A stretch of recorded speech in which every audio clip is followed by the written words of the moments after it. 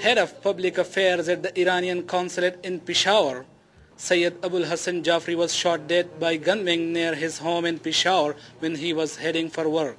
His colleagues say that he had received death threat phone calls in the past, but disregarded all of them.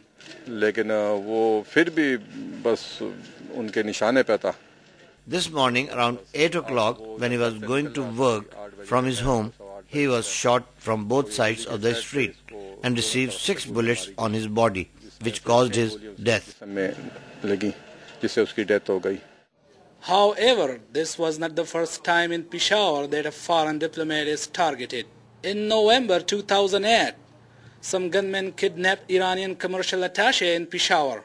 His driver was killed when the gunmen fired at his car, and he has been missing since then. 3 American consulate members have come under attack, each in separate incidents in the last 2 years. Earlier that year, Afghanistan's ambassador designate was kidnapped by gunmen. He has also not been released.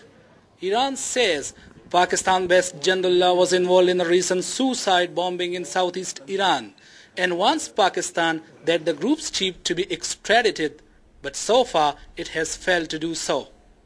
He had nothing to do with the sectarian issues, but he is being targeted. He was killed today morning, and this shows that actually there are certain elements who want to create a sectarian issue here in this city also.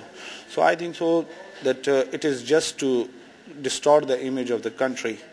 In August 2009, 2 men staged a brazen attack on the armored vehicle of an American consulate's principal officer, raising fear among foreigners and foreign diplomats that they could also be a target.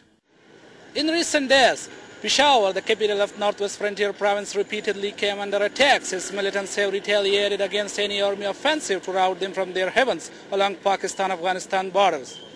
Zahid Hussain, Press TV, Peshawar.